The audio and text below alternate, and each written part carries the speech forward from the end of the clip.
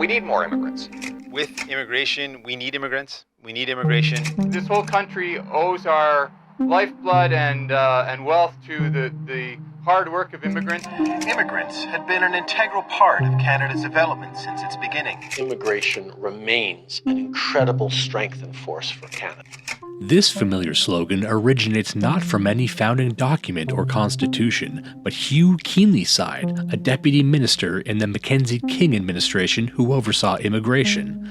Dr. Keenlyside was speaking in 1948 to a crowd who would have received this phrase as preposterous. In our current era, however, it is taken for granted.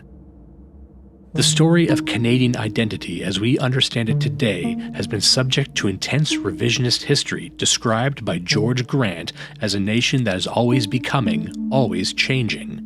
Despite our modern proclamations, Canadian public sentiment towards immigration was historically conservative, and there exist decades of opinion polls and data to verify this.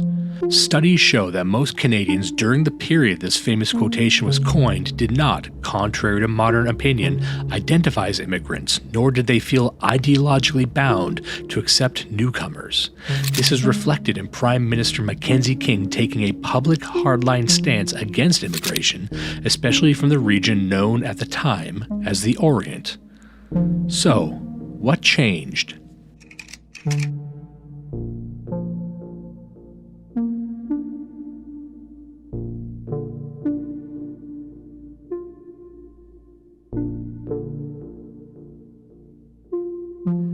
It becomes clear as we parse through the readily available polls and surveys that while popular opinion was always against increased immigration, there were forces at work within several administrations to secretly propel policies that furthered mass migration unbeknownst to the Canadian people until it was too late. We will see precisely how the Canadian public were always clear on their desires to restrict immigration and refugee claims. Most importantly, we will explore how mechanisms of the Canadian state operating contrary to these demands represent a definitive decline in the effectiveness of populism. The focus of this short film will be from the years immediately after World War II up into 1976, the year in which a new Immigration Act eliminated all vestiges of racial discrimination in immigration policy. This is the state in which we find ourselves today. In most cases, Canadians were roundly opposed to specifically non-white influxes, including the public refrain of populate or perish insofar as it related to immigration. In February of 1947, the Prime Minister's cabinet commissioned a report on a general immigration policy with the purpose of avoiding discrimination on racial grounds, and was produced by the Interdepartmental Committee on Immigration. May 1st of that same year saw Prime Minister King deliver a speech wherein he declared that there was no fundamental right for anyone to immigrate to Canada, specifically addressing the special problem of refugees presented by the wake of World War II. In recent years, many thousands of people have come to Canada to take up new opportunities. They have left friends and relatives and familiar surroundings in search of contentment, and maybe to make a name for themselves, as so many other new Canadians have done before them. At the beginning of the 20th century, when we began receiving large numbers of others, who were usually sort of designated as newcomers, or they were designated as hyphenated Canadians, the assumption was that they had to be assimilated, that they had to learn Canadian values, that they had to come to understand our political system, our social system, that perhaps if they had exotic cultural practices, these should be given up. And a fierce debate, for example, in the early years of the 20th century about whether Chinese and Japanese should be allowed into Canada, black people from the United States, all of these issues. This changed, I think, after World War II. Why? Because World War II struck a dagger into the notion that humanity was fundamentally divided racially. Now, it didn't come easily or quickly after World War II. It took about a quarter of a century, I think, for old attitudes in Canada to begin to break down. The wave of migration inspiring this public backlash was pushed primarily by the new United Nations. King's response gave the impression that this issue would be dealt with in the future incrementally and with caution. Only days later, his administration launched what is widely regarded as the largest refugee initiative in Canadian history up until that point. Mr. Speaker, before the House resumes the debate on the second reading of the bill to amend the Immigration Act, I should like to set forth in broad outline the government's policy with respect to immigration. The policy of the government is to foster the growth of the population of Canada by the encouragement of immigration. The government will seek by legislation, regulation and vigorous administration to ensure the careful selection and permanent settlement of such numbers of immigrants as can advantageously be absorbed into our national economy. Like other major problems of today, the problem of immigration must be viewed in the light of the world situation as a whole. A wise and productive policy for Canada cannot be devised by studying only the situation within our own country.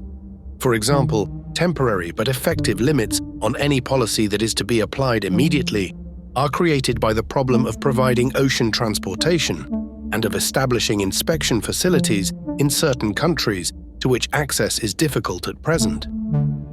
Moreover, Canada's policy has to be related to the social, political and economic. King publicly maintained his anti-immigration stance while his administration was secretly implementing the opposite. This separation between public officials addressing their constituents and the true goals of the state apparatus would become an oft-ignored trend over the preceding decades. This is not to say Mackenzie King was lying about his personal views, but he was certainly not upfront with the external pressure Canada was experiencing. As an example, the post-war Displaced Persons program was launched against King's approval, even though those brought into Canada from 1946 to 1951 were mostly of European extraction. The backsliding of the Prime Minister on this issue would very soon be pivoted through force for the benefit of non-Europeans, as King himself warned. There is going to be a great danger of the UN refusing the idea of justifiable rights of selected immigration with racial and other discriminations. The collective force of the United Nations, which King could not repel, only brought to fruition an argument advocated by the Liberal backbench MP David Kroll in 1945. Kroll, born in Russia and holding the title as the first Jewish cabinet minister, criticized existing policy by quipping, "We have on our statute books at the present time a great deal of racial nonsense." Kroll suggested that Canada had a duty to live up to its obligations and responsibilities, and that the Canadian government should purposefully turn towards countries other than those from which it had traditionally sourced immigrants, meaning outside of Europe. These arguments found the most support from the Cooperative Commonwealth Federation MPs, the predecessor to the NDP, whose ridings had a multitude of immigrants finding this adhering to their own self-interests. The growth of both the economy and the population in the years following the Second World War was a phenomenon that hit the entire Western world. According to Mildred Schwartz in her book Public Opinion and Canadian Identity, 1945 saw the largest support for population expansion at 65% approval. Schwartz, and likely many viewers currently, presumed that those in favor had immigration as the primary driver of growth, rather than increased fertility. This is crucial since, according to data gathered by Dr. Duchesne, Canada's population boom between 1941 and 1962 was mostly a result of local natality. Actually, if you look at many textbooks, they openly put whites in a bad light. They talk always about the bad things they did, the head tax here, the way natives were treated here when we first arrived, the internment of the Japanese. In July of 1947, the government acknowledged that support for an inflow of carefully selected immigrants had increased over the preceding year, a sentiment which reportedly existed as far back as 1944. The phrasing of carefully selected was due to a Gallup poll that showed 2/3 of Canadians opposed European migration. That said, after broad-scale immigration was undertaken during this period, public support for even this selective policy dropped drastically, with a disapproval rate of 67% by 1960. Though population expansion was justified in the sparsely populated West for reasons related to economic and national security, a loose survey of recent Canadian history reveals how population increase can come from within. For example, from 1815 to 1851, the population of Lower Canada blossomed from 330,000 to 890,000 without immigration as the driver. Quebec's population similarly reached almost 4 million by 1950, and the baby boom from 1941 to 1962 brought Canada's total population from 11.5 million to 18.5 million. The national narrative is that population growth can only come from a steady flow of newcomers, whereas the most profound influencer of growth in the previous century was due to naturally rising birth rates. Astoundingly, the Canadian state currently lacks interest in natural birth rates, even in Aboriginal communities. There is no narrative that exists in academia or popular culture that pins population growth to the health and vitality of a group, even for groups that are routinely pushed as essential to Canadian identity, a benefit no longer afforded to Euro-Canadians. This is relevant because while migration is often understood to be unfiltered and global, the goal of a European Canada was historically espoused by every prime minister from Confederation up to and including Louis Saint Laurent. If you look around the world, you will see that the Aryan races will not wholesomely amalgamate with the Africans or the Asiatics. It is not to be desired that they should come, that we should have a mongrel race, that the Aryan character of the future of British America should be destroyed by a cross or crosses of that kind. The world is filling up fast enough. We can be in no very great hurry to have our 100 millions in British America. That will come fast enough.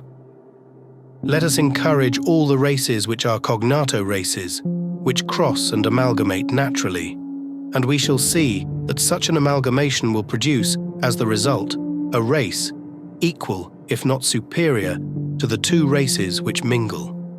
Furthermore, the cycling in of new blood, new ideas, and new identities into Aboriginal tribal bands would be considered genocidal by both the legal framework of these communities and the federal government.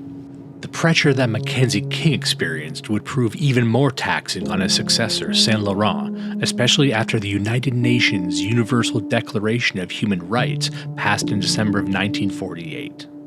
This Universal Declaration of Human Rights may well become the international Magna Carta of all men everywhere.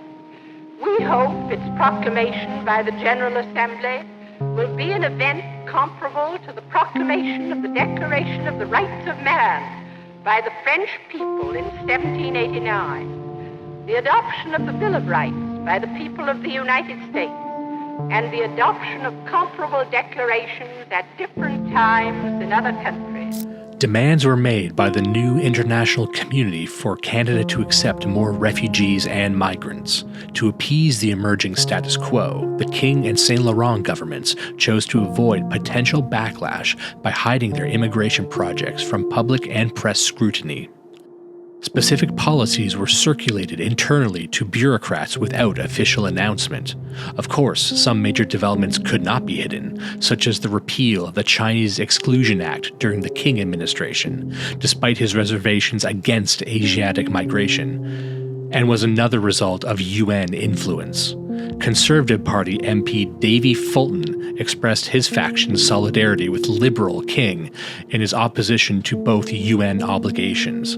Bipartisan consensus within Canada, however, could not stop international forces. Through some other interpretation of the United Nations Charter, of our being called upon to accept large numbers of immigrants from any country. I am certainly glad to have the statement from the Prime Minister that no such attitude will be adopted. By the 1950s, public opinion on migration remained, at best, divided, and as a result, the government studiously avoided publicizing its activities. In fact, following the passing of the 1952 Immigration Act, the Minister of Citizenship and Immigration, Walter Harris, said of public sentiment that Canadians generally agreed with his government's immigration policy. However, based on polling data, Canadians were decidedly unsupportive, which is especially illuminating considering the public had not been informed of any changes occurring. How could they agree with policies they had not been told about? The two immigration objectives of the Saint Laurent years were as follows. Firstly, achieving yearly immigration numbers through a defined program while avoiding public scrutiny. Secondly, spinning the nature of immigration on the occasion it was actually disclosed to Canadians as purely economic and far away from anything political. This was evidenced in 1954 by Minister Pickersgill, the Minister of Citizenship and Immigration at the time, admitting that immigration policy since 1947 had a primary purpose that was social rather than economic. The Saint Laurent administration used several tricks to stifle criticism of its policies in Parliament, including pushing back debates on immigration targets. Though the Conservative Party complained of their approach, Minister Walter Harris rightly assumed that the objections were all talk, as the opposition had no substantive quarrel with the basic tenets of the Liberal government's immigration policy. It was a bold call-out, one that would reveal the working relationship of both parties in the succeeding years. Minister Pickersgill gave a radio interview affirming that the Canadian government was not going to permit any mass immigration from Asia and the British West Indies. In spite of this declaration, he rolled back black immigration restrictions the following year, allowing workers from the Caribbean to arrive in Canada as domestic workers. The Negro Citizens Coalition leader Donald Moore opined that this was the first time that Negro migration of any kind in Canada had been planned. This was a point of pride for Pickersgill, who described the motion fondly in his memoirs, describing the program as allowing increased Caribbean immigration in future years, and was an example of a series of significant changes the Saint Laurent regime put into place. His delight in the effectiveness of his subterfuge was clear. Pickersgill's actions were even contrary to the opinion of other officials, such as Immigration Branch Director C.E.S. Smith, who wrote in January 1955 that the Canadian public, apart from certain minority groups, is not willing to accept any significant group of Negro immigrants. Their opinions were identical, the reality of the public's position being so apparent. Furthermore, Minister Pickersgill was more than aware of public sentiment at the time, closely monitoring his correspondence to gauge the citizenry's opinion, even stating during an April 1955 cabinet meeting that the majority of the population was against immigration most of the time. Additionally, a March 1956 memo sent to the minister noted that Canadians were split on the matter of immigration and that they showed greater unanimity when given a chance to vote on discriminatory immigration. Pickersgill acted against political and public opinion, doing all he could to make incremental adjustments to the rules and to the nation's fundamental character. Here we see the justification for radical action permitted through the deployment of specific terminology. While the immigration was shocking and discombobulating, Pickersgill could in good faith deny it was mass immigration. As long as the changes are made with incremental shifts with the selective interpretation of clauses and national spirit, anything is possible. While bringing in East German refugees to fill farm quotas in May of 1956, he temporarily dispensed with normal security screening procedures entirely. The minister waved off his colleagues' hesitation by saying no publicity would be given to such actions, of course, and the risk of getting planted communist agents in this short period seemed rather small. Just 10 years earlier, the Guzenko affair had ignited awareness of communist infiltration and the Soviet spy networks in Canada. Most of the agents whom you exposed in 1945 were Canadians in the employ of the Soviet Union. Yes, most of them. Were there names on your list that were not published by the Royal Commission that investigated your charges? No, all names which have real names were published, and which have cover names and real names, they were published, but there were some names, cover names, without real names. Now this one still remain cover names without real names. In other words, they were not discovered. Yes. When one examines the overtly unpopular policy prescriptions undertaken by Harris and then Pickersgill, the only explanation for such actions is ideological motivation. Both Harris and Pickersgill understood that negative public opinion regarding foreigners, or the other, could be overcome, and so the process of transforming the race-based components of immigration began during their tenures.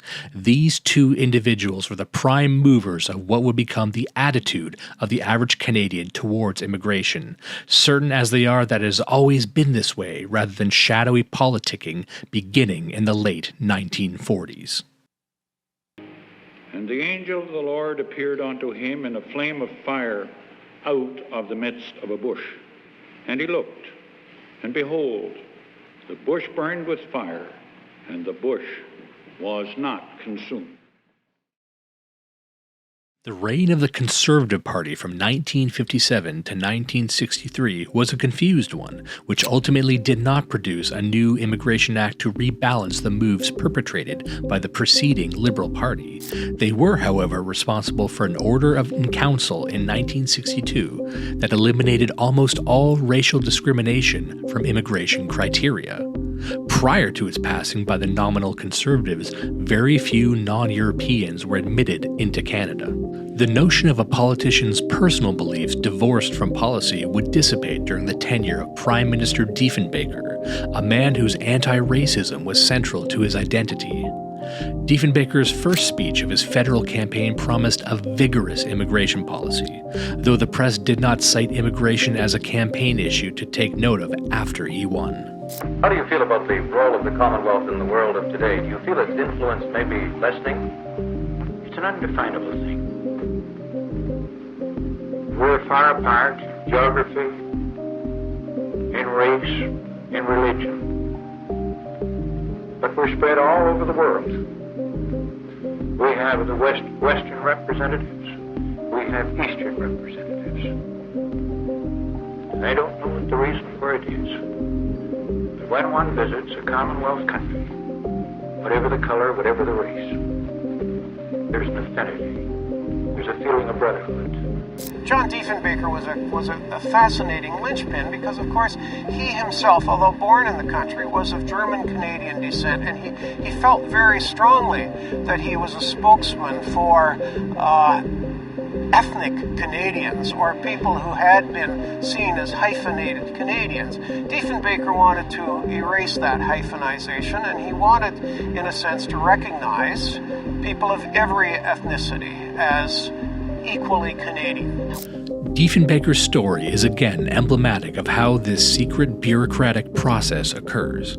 For example, he told his cabinet that colored immigration could be resisted if it were on the grounds of adaptability to Canada's way of life rather than overt racism. When in 1957 Acting Minister of Public Works Davy Fulton recommended a yearly immigration target of 150,000, the cabinet assented only after being told the number would not be released to the public. While all of this was occurring, the public sentiments were clearer than ever.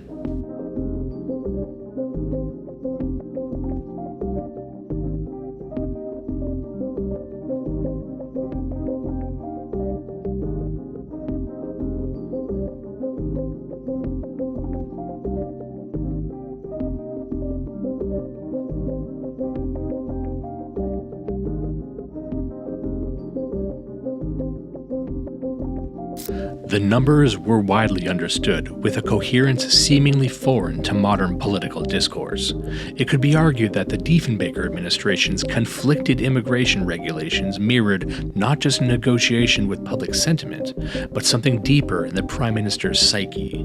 He had once revered Canada's British founding and the Commonwealth, but was also vehemently anti-racist to his core. His battle against discrimination likely originated with the anti-German sentiment experienced in his formative years, as explored in Dennis Smith's biography, Rogue Tory. Even the idea of a checkbox to identify one's ethnic origins on the Canadian census offended Diefenbaker's sensibilities. He would have liked to do away with it entirely. In his ideal Canada, there would be no distinctions of race or national origin, no hybrid collection of minorities, visible or invisible, but instead a united nationality of equals. This attitude of Diefenbaker's culminated in the 1960 Bill of Rights, which is something he had advocated for in Parliament since at least the 1940s in the aftermath of the Gazenko affair. You asked me the question, what would a Bill of Rights do for you? A national Bill of Rights would safeguard our freedoms of religion, speech, press, radio, and association. It would declare the equality of all Canadians and would take a forthright stand against discrimination based on color, creed, or racial origin. It would deny that there are first- and second-class citizens in our country measured by color, race, or surname.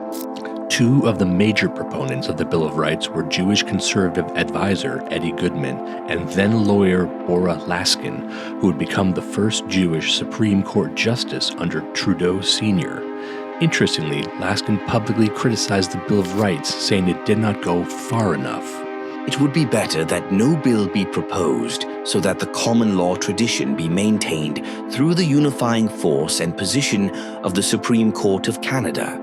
And better, too, in such case, to allow that court to continue unaided in developing constitutional doctrine. The proposed bill deals only obliquely with what I have classed as the egalitarian view of liberty. What occurred was a direct attack on what was known unofficially as the White Canada policy, the abandonment of which in 1962 was inspired by officials as the public had not protested or otherwise denounced such a blueprint. Minister Ellen Fairclough and her deputy, George Davidson, believed themselves hard-pressed to pass a new immigration act. They settled instead for the anti-racist Order in Council. I might say this, I have been the minister of this department now for something less than 4 years, and I have been engaged in the study of a revision of this act for something approaching 2 years. I have received representations from various groups. Those representations were not that this government should hurry and bring in a new act, but quite the reverse. The representations from these groups were, go slowly, do not be too quick in this matter. Give us a chance to talk to you about it. That we have done. I should have liked to bring in a new act complete with regulations at one time, but it became evident very soon in our study of the act that this was probably not a wise course.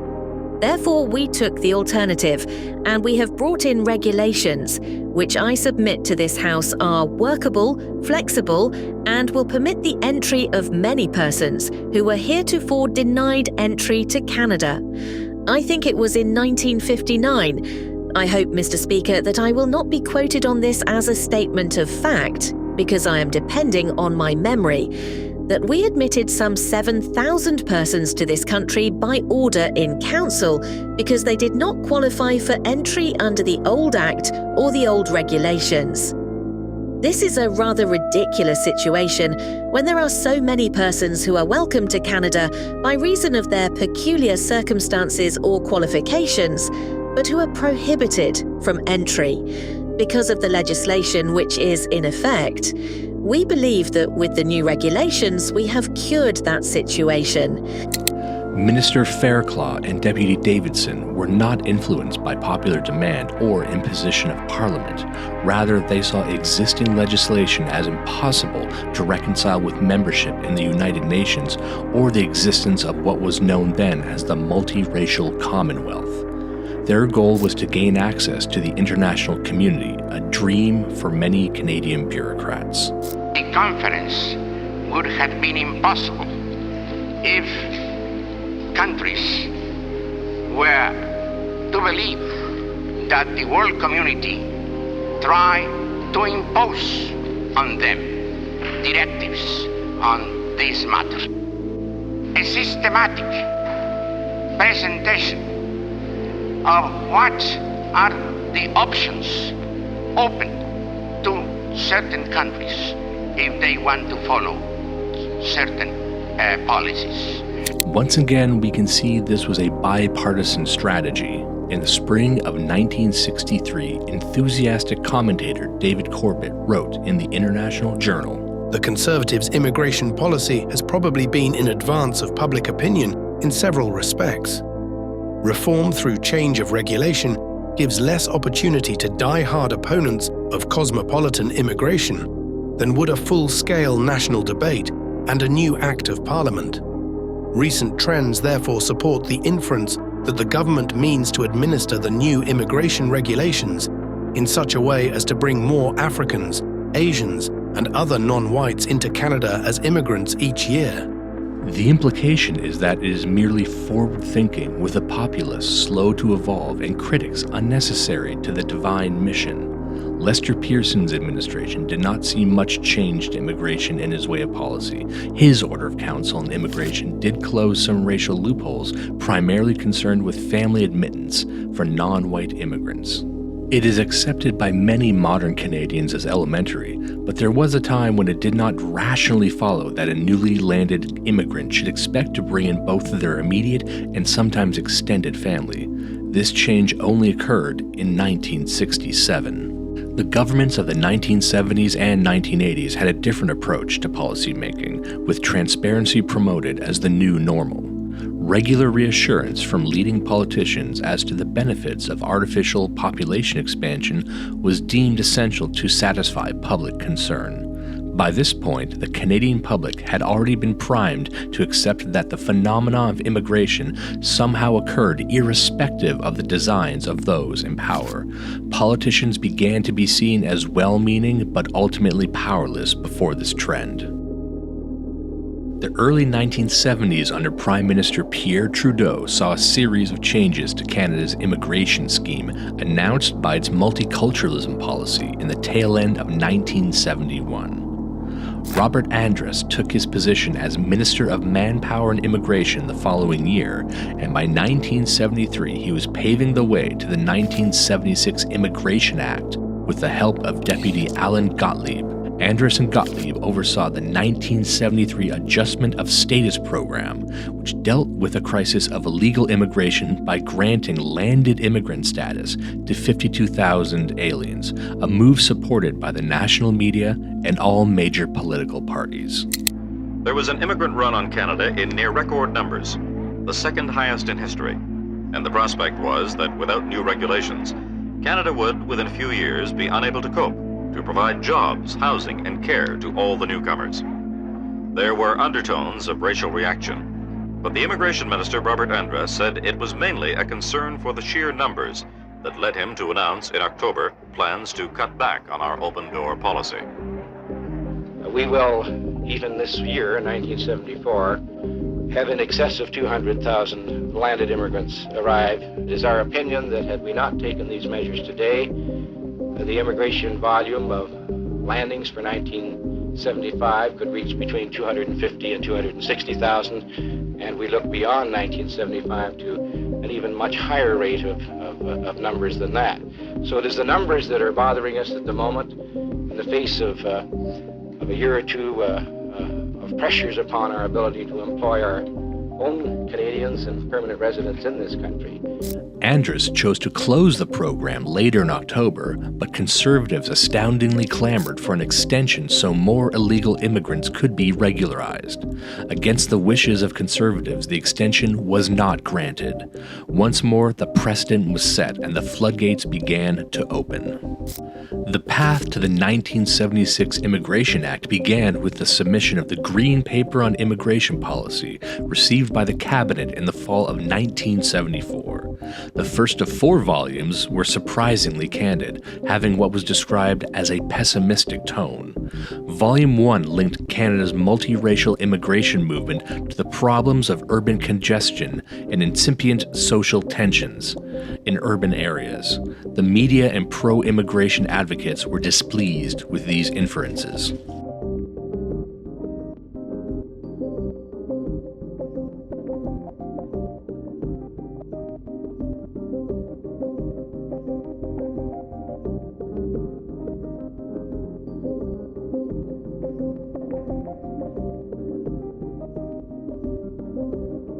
In March of 1975, a special joint committee of the Senate and House was created to field public hearings on the Green Paper.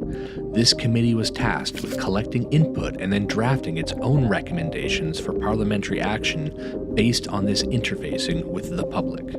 These hearings, as one might expect, were not in the town halls originally proposed. As a result, the general public was poorly represented at these events. Proxies of Canada's Communist Party and other pro-immigration groups often hijacked these public hearings, their disruptive tactics helping activists bully their way through meetings with the end goal of disbanding them entirely. The committee heard mostly from national organizations, special interest groups, and individuals already involved with the immigration initiatives. Martin O'Connell, co-chairman of the Joint Committee, admitted that his group had not reached the general public. It is doubtful that committee members had any intention of listening to the public in the first place. They reportedly turned their backs firmly on what they categorized as racist mail, or those presentations that contained what they deemed to be irrational anti-immigration beliefs. Considering the public, as polling showed, was not happy or at the very least skeptical of migrant expansionism, one could easily imagine any detraction of such a policy would be characterized as irrational and discarded. The Green Paper hearings only lasted 6 months. This was intentional, so writer and political scientist Freda Hawkins admits in her landmark work, Canada and Immigration. It did not reach the average Canadian for one simple reason, because the minister and cabinet did not trust the average Canadian to respond in a positive way on this issue and thought this would create more trouble than it was worth. As a result of this view, they did not want to commit the funds to organised extensive public participation and made only a minimal effort to mobilise the media on behalf of a truly national debate.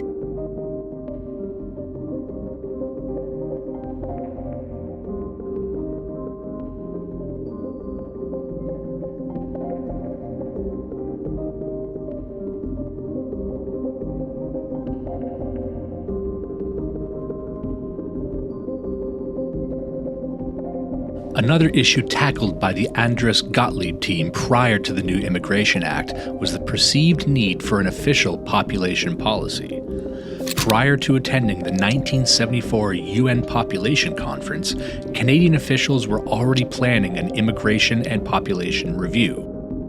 The stifling of debate along with secret population targets run counter to the mainstream narrative that the Canadian government was transparent during this period.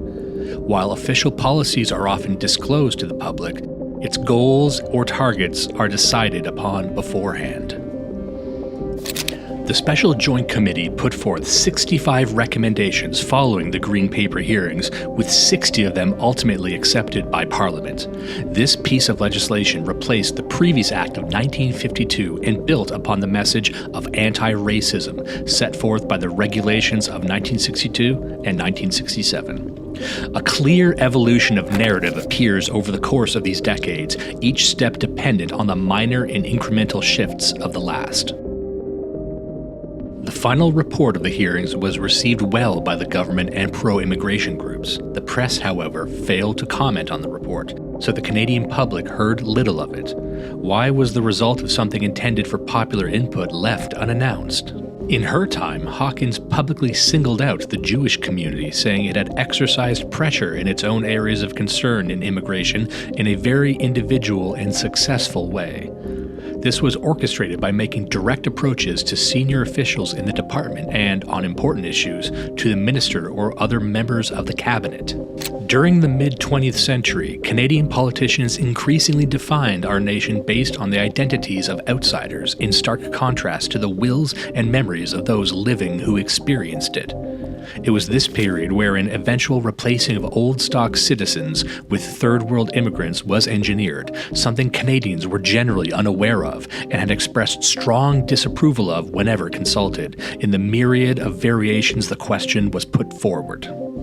Systemic apathy held by most politicians was taken advantage of by ideologically possessed lawmakers, whom some may presume were, in their own minds, acting in the people's best interest. Even if this were true, they did constituents a disservice by failing to inform them of the challenges which required an overhaul of immigration management entirely. When they had the opportunity to actively seek outside assessment, it was special interest and/or ethnic advocacy groups.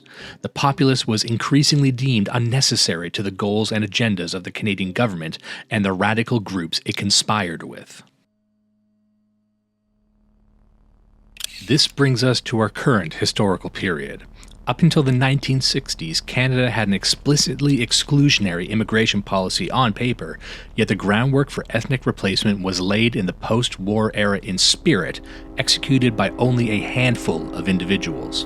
The King government yielded to international pressure from the UN and turned to softer language when trying to keep out groups such as the Chinese. Later, activist bureaucrats in the Saint Laurent era poked holes in what they deemed racist decision-making, allowing select groups of non-whites to enter Canada. It took a true anti-racist in the form of Diefenbaker to allow the elimination of racial restrictions despite being labeled a nationalist. We can see in this period what happens when the word nationalist is separated from the word white, and what powers are granted to the state bureaucracy once identity is not made explicit. Later still, Pierre Trudeau, with his Immigration Act, oversaw the final turn towards mass influxes of third worlders and refugee claims into Canada. With the proliferation of immigrants and a new stock of Canadians, the opinion polls which clearly indicated that the majority did not desire this change have obviously tilted towards broad acceptance, which was always the intended consequence. Those who believed this transition was inevitable understood that it was only a matter of time until their true machinations could be unveiled in victory. While the negative cultural, social, political, and financial impacts of mass migration are resoundingly noted in the early years of the 2020s, politicians simply hand-wave concerns with assertions that our predecessors voted themselves into the situation. This is what our ancestors wanted, we are told. Upon closer investigation, this is revealed to be an abject falsehood, and the myth of Canada's colossal welcome sign is a total retcon of recent history. Many Canadians, patriotic to their core and possessing a vivid recollection of their own history, can likely call back to a time when immigration restriction was taken for granted as common sense. Many baby boomers can point to powerful and relatively recent demarcations in the nation's identity. However, once that generation passes into history, we will have radically fewer stock from which to pull these narratives from, however true they may be. Time is now of the essence to engage, enhance, and empower what connections we can with this fading demographic before mythology supplants history entirely.